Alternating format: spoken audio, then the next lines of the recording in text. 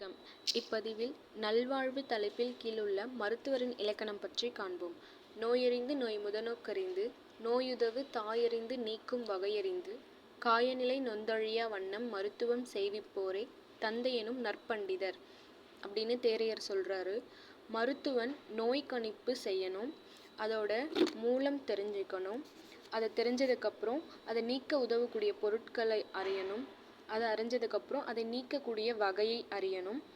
இதெல்லாம் தெரிஞ்சதுக்கப்புறம் உடலுக்கு தீங்கு தராத வண்ணம் சிகிச்சை அளிப்பவர் தான் தந்தைக்கு நிகரான நற்பண்டிதர் அப்படின்னு சொல்கிறாங்க. அடுத்ததாக மருத்துவனுக்கான வேறு பெயர்கள். பண்டிதன் பரிகாரி நல்வைத்தியன் என பேர் கொண்டவன் பரனாம். என்ன சொல்கிறாங்கன்னா, மருத்துவனுக்கு பண்டிதன், பரிகாரி, வைத்தியன், பரன் இந்த பேரெல்லாம் சொல்கிறாங்க. இதெல்லாம் மருத்துவனுக்கான வேறு பெயர்கள்.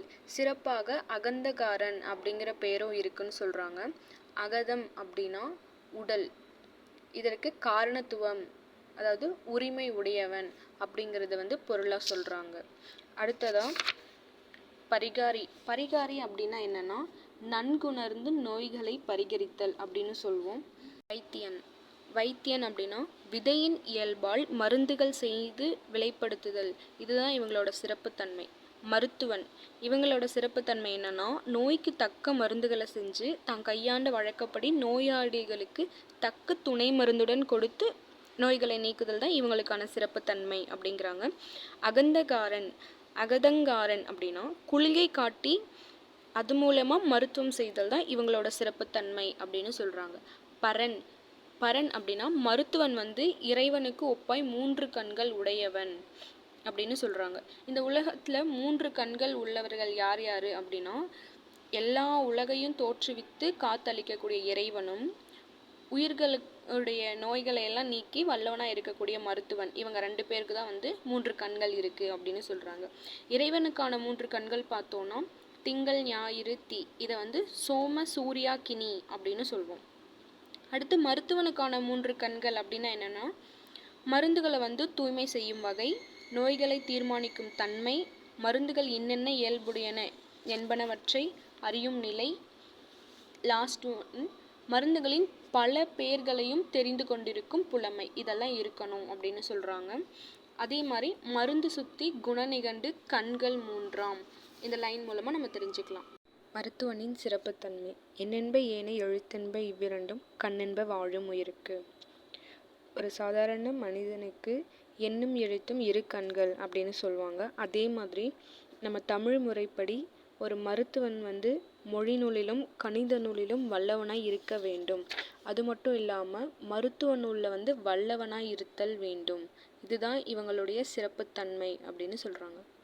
மருத்துவனுக்கான குணங்கள்னு பார்த்தோன்னா, மருத்துவனுக்கு கடவுள் நம்பிக்கை, பல நூல்களை ஐயம் திரிபு அற ஆராய்ந்த அறிவு, மனம் மொழி மெய்களில் தூய்மை, பல நோய்களை தீர்க்கும் வன்மை, நோய்களை கண்டு அஞ்சாத நெஞ்சுறுதி, நுண்ணறிவு, பெரியோர்கள் நட்பு, அன்றாடம் கடைபிடிக்கும் நல்லொழுக்கம், மேன்மை குணம், பல உயிர்களிடத்தும் அன்புடைமை, இதெல்லாம் இருக்கணும் அப்படின்னு சொல்கிறாங்க.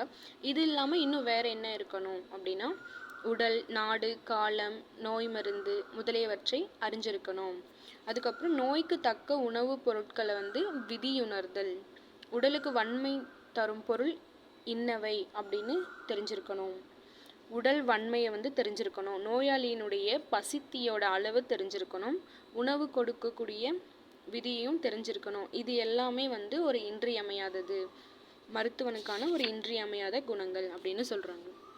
அடுத்து மருத்துவன் அறியக்கூடிய நூல்கள் என்னென்ன அப்படின்னு பார்த்தோன்னா, சோதிடம் பஞ்சப்பட்சி துலங்கிய சரநூல் மார்க்கம், கோதிரு வகார வித்தை, குருமுனி ஓது பாடல், தீதிலா கக்கிஷங்கள், செப்பிய கண்மகாண்டம், இதெல்லாம் கற்றுணர்ந்தோர் இவர்களே வைத்தியராவர் அப்படின்னு சொல்கிறாங்க. எதில் சொல்லியிருக்காங்கன்னா, 13 சித்தர் நாடி நூலில் சொல்லியிருக்காங்க.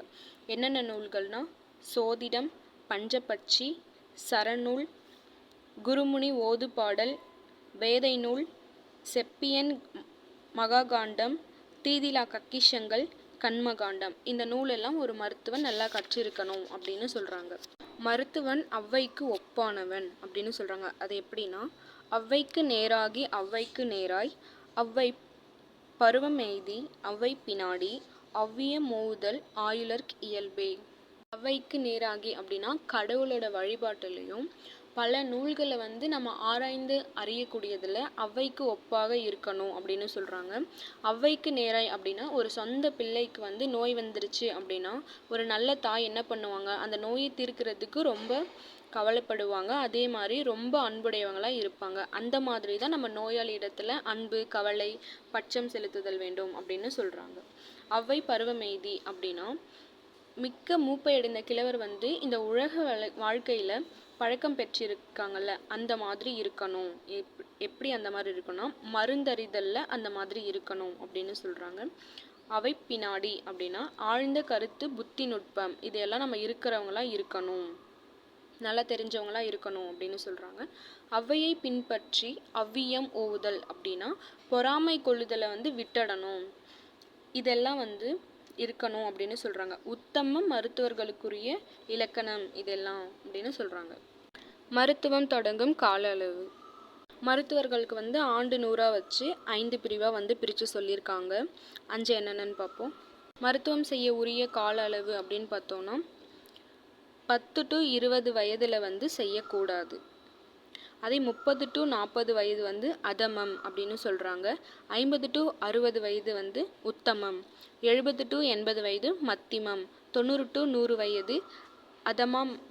நீலம், சிவப்பு, பல புள்ளிகள் உள்ளது, பட்டு, விலங்கின் தோள்கள் ஆகிய இவைகள் மருத்துவம் செய்யும்போது உடுக்கத்தகாத உடைகள் அப்படின்னு சொல்கிறாங்க. அதனால் என்ன உடைகள் அணியணும் அப்படின்னா வெள்ளை உடைகளை தரித்து உண்மையணி மருந்து கொடுத்தால் பிணியெல்லாம் தீரும் அப்படின்னு சொல்கிறாங்க. மருத்துவன் பூச்சு, சந்தனம், புனுகு இவைகளை உடம்புல பூசி அதுக்கப்புறம் அழகிய தன்மையுடைய பெரியார் செயலை போல நம்ம ஆசிரியன் திருவடிகளை வணங்கி வாழ்த்தி சிவபெருமானுடைய திருவடிகளை சிந்தித்து தன்னை அணுகிய நோயாளிக்கு, தன்னை அணுகியிருக்கக்கூடிய நோயாளிக்கு வந்துள்ள பிணியை தீர்க்க முயலணும். இதுதான் ஒரு வைத்தியனுக்கு கடமை அப்படின்னு சொல்கிறாங்க. மருத்துவன் கைப்பார்த்த பின் ஒழுக்கம் அப்படின்னா நோய் வினையின் வடிவமாய் அந்த நோயை 3 விரல்களால் கொண்டு பிணியாளனுடைய நாடியை தொட்டு அறிகிறோம். அப்போது மருத்துவன் என்னென்ன ஒழுக்கங்களை மேற்கொள்ளணும் அப்படின்னு சொல்லியிருக்காங்க. 108 முறை நீராடல், அல்லது கை கால்களை சுத்தி செய்தல், அல்லது அவ்விரல்களை பூமியில் தட்டுதல் அப்படி செய்யலாம்.